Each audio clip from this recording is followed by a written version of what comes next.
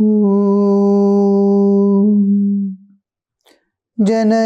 Sharadam Devim Ramakrishnam Jagadgurum Padapadme Tayo Shlitva Pranamami Muhurmuhu.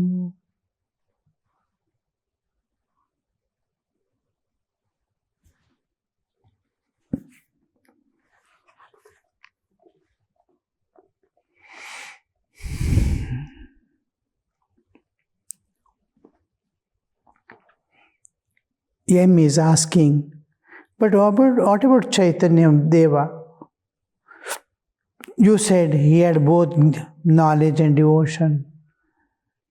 The Vishnu Amsha becomes, Sri Ramakrishna told, Vishnu Amsha will acquire bhakti, Shivamsha will acquire jnana and bhakti. Now, those who are Shivamsha will acquire jnana, Vishnu Amsha will. Here, M is asking, what about Chaitanya Mahaprabhu, that is Chaitanya Deva? You said he had both knowledge and devotion.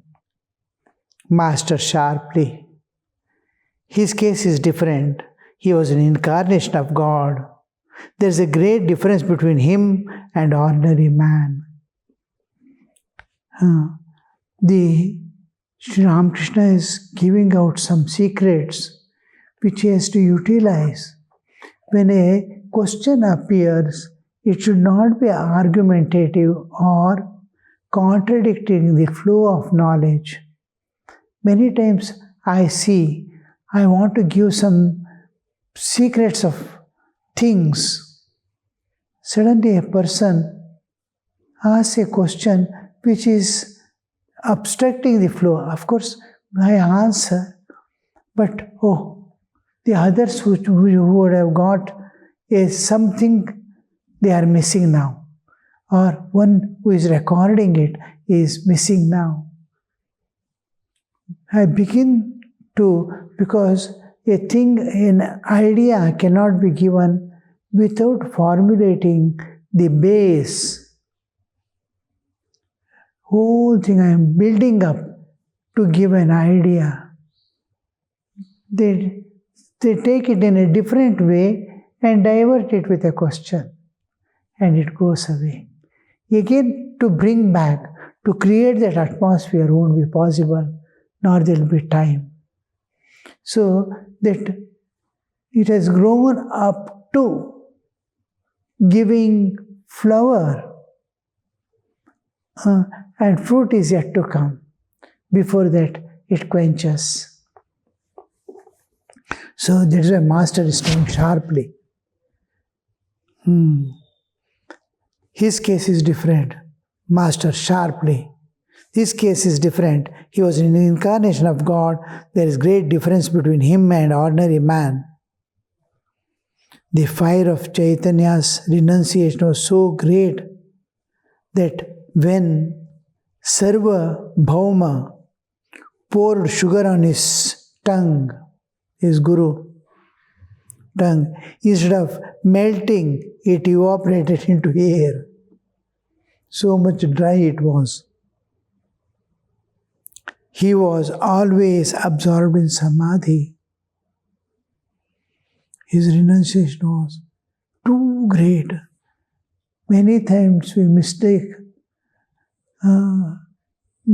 wrongly we take, and we have developed a wrong intention, wrong way of thinking of the spiritual life, wrong way of going in the spiritual life. We don't allow God to participate. We don't allow nature to participate. We have cultivated a way of our own, and it takes us round and round within the same thing. Get up in the morning and begin the same day, same way. Every day must be a fresh day. Every moment must be a new moment. The world is not carried over anywhere. How that mind must be, how alert it must be to find new things. God's manifestation is constantly changing.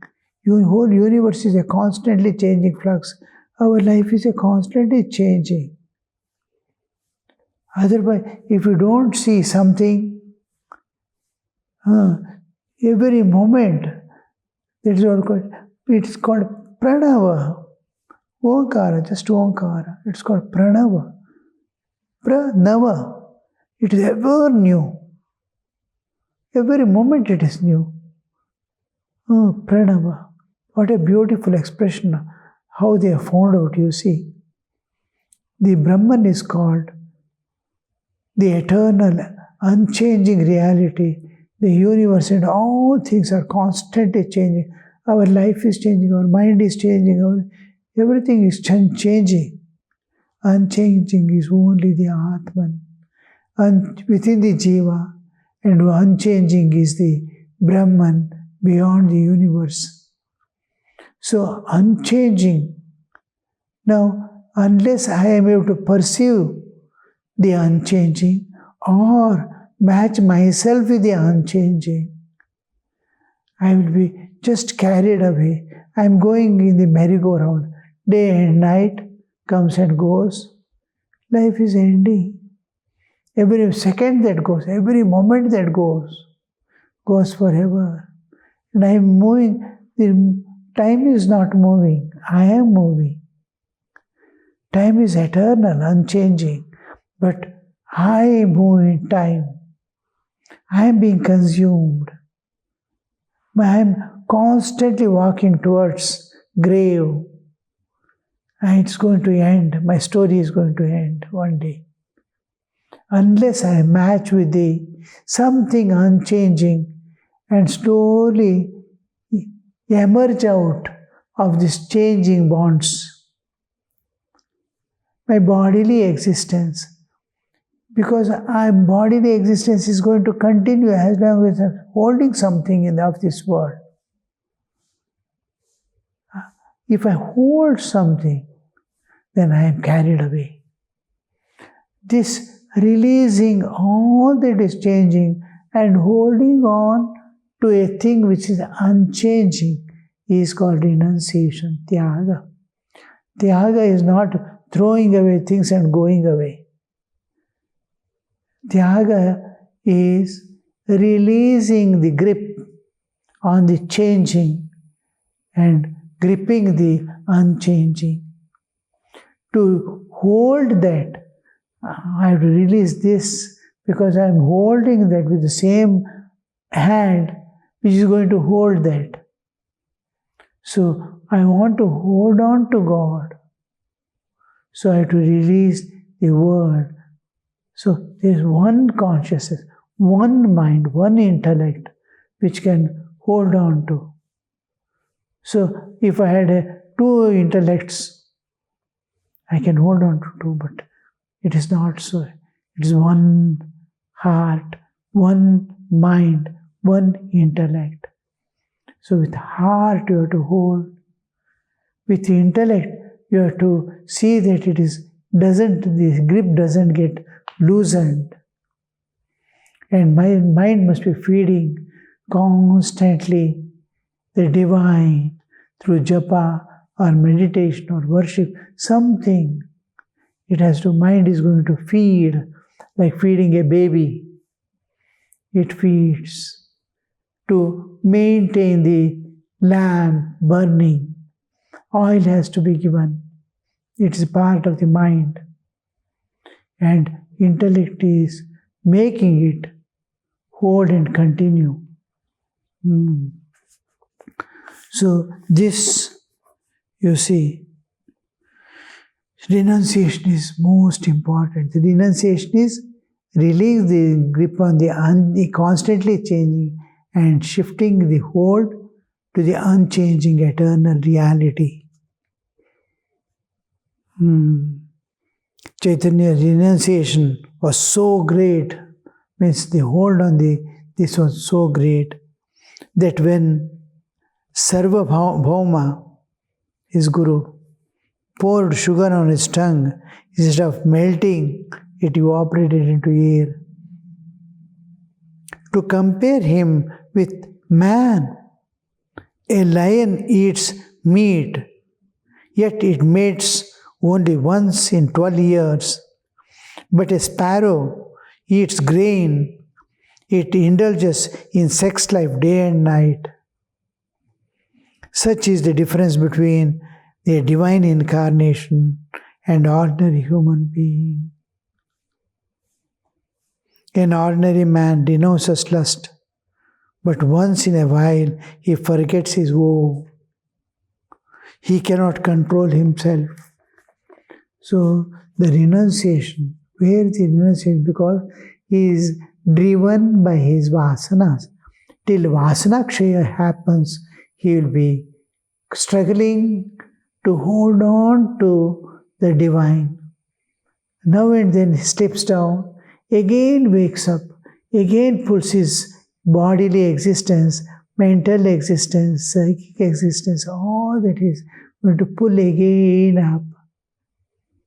But when he sees he cannot control anymore, then the attitude of surrender grows. You have to do. I have tried all means. I cannot control my mind. I cannot keep at your feet. Now you have to do this last decision. This is what Sri Ramakrishna says. Give power of attorney to God. Then He will do. When you are not able to do anything anymore, after trying everything, because in youthful days, that ego says, I will do this, I will do that, I will renounce, I will take up this sadhana, I will sit day and night and call on God. All this. Because his nature is like learning music. Learning music, each one. That music in the early days of youth, the dance singing, it is coming from the mouth. And then he is busy in presenting the ragas, this, that and all.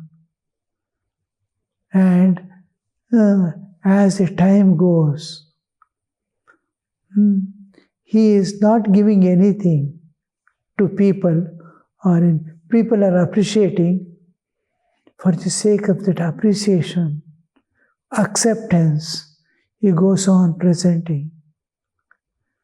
But after 60s, 70s, the real music comes from him.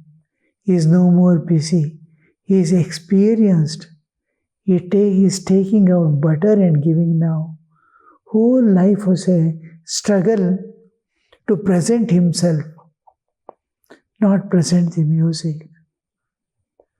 It takes long number of years. The maturity comes in the old age. When old age enters, now he has acquired the real music and is presenting the real music without any adulteration. He doesn't seek any more the appreciations or anything, or he is not busy with the dance and alaps.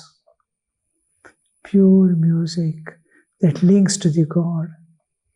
An important part of the sadhana is the music which balances all aspects of sadhana, japa, dhyana. All these are balanced, and it is something like a person is able to walk and the terrain is very rough. Some pits are there, some huge obstructing stones are there. In sadhana, ups and downs are coming. This music is something like tying a wing. It has wings. When something obstructs, just climbs and glides through the terrain wherever it is not possible from him to walk in sadhana. And it balances all and releases all the conflicts, reconciles the various paths. So we can see all saints adopting music that takes you amidst the rough terrain of ups and downs. It smoothly slides like a eagle gliding in the sky. Without beating the wings, it goes on gliding. Like that, in sadhana, you can see Sri Ramakrishna, whole life, Vivekananda, all this. Whenever there is any disturbance, immediately they glide and go to the divine in no time. It is a shortest way of transporting oneself from the present to unknown dimensions. But real music appears with maturity or intense love of God. The alternate is, I can make the music a beautiful thing with love of God.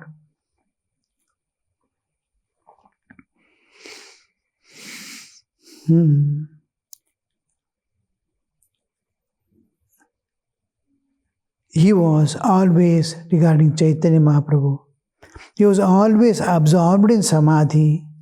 How great was his conquest of lust! To compare him with a man, impossible. To M.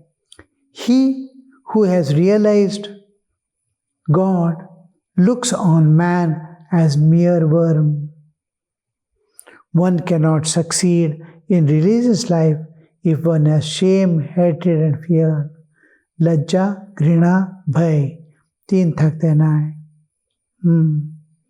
He who has realized God looks upon man as mere worm. Man means one who is holding on to animalhood. Man is in physical form, he is man, but in nature he is animal. From man, he becomes divine. And from animalhood, he raises to the divinehood. Human is in between the animal and divine. So, man is unenlightened. Yet, after enlightenment, he goes beyond the humanhood, animalhood, and divinehood. Even beyond the divinehood, he goes with enlightenment. So, he looks upon, means he cannot compare with Brahman, but he introduces the path. Don't be here, fly, learn, go beyond. I have gone, and you too can go. I too was like you one day. In every sinner, there is a hidden saint, and every saint had a past where he was ordinary human. So that knowledge, by his presence, he looks upon every human as mere straw, but makes that straw fly and become an enlightened soul. That is why he continues, one cannot succeed in religious life if one has shame, hatred and fear. Sometimes the elderly Swamis used to come to these small centers, and first thing they would ask is, when they all have joined, can anybody sing a song? They can sing, but they hesitate because shame. Lokeshana is very strong. Vitteshana can be given up. Putreshana can be given up. Lokeshana, what people will think.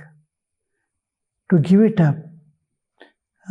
Some are there who doesn't know actually singing, but will you sing a song, immediately they will sing. because they don't have hesitation, shame. Some are there who quietly, they know, but what people will think, it can become a mistake. I may not, people's appreciation won't be there. People's recognition, they will think me to be not knowing music. Something, that hesitation.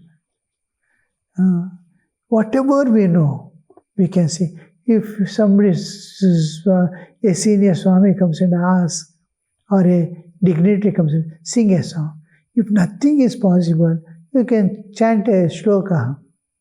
Many times I see amidst the devotees, when we all join, I ask, will you sing it? Some people, I can't sing, but I can chant some shlokas. I feel so happy. I cannot sing, I have not practiced, but I can chant some shlokas. From Bhagavad Gita here, then whatever they know. If not, Shiklamridham Vishnu or something, they will chant. That, because this Lajja, Grina, Bhai, Teen Thakta Nai, it should not be there.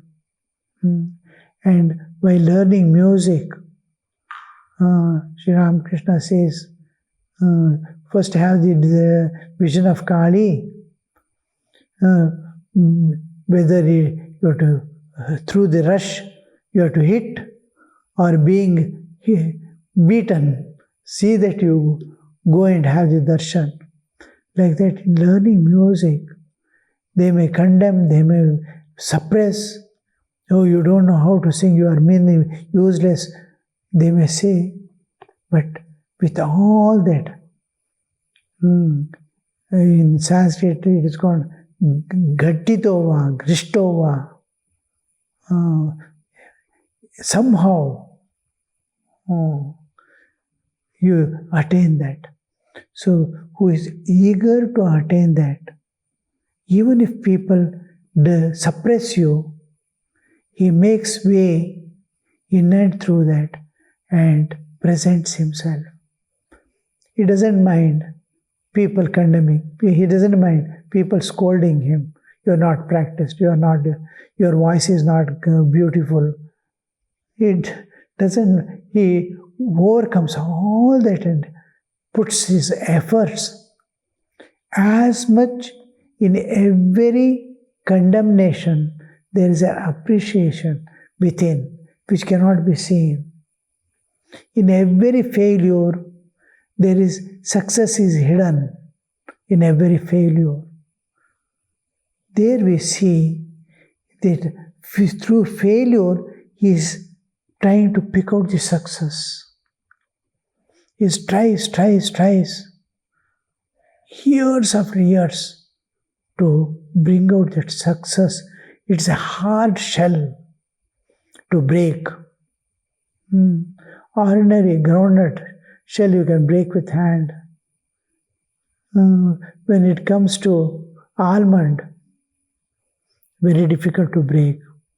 Coconut shell, how the shell hardness, but inside is the soft, tender thing that you must have.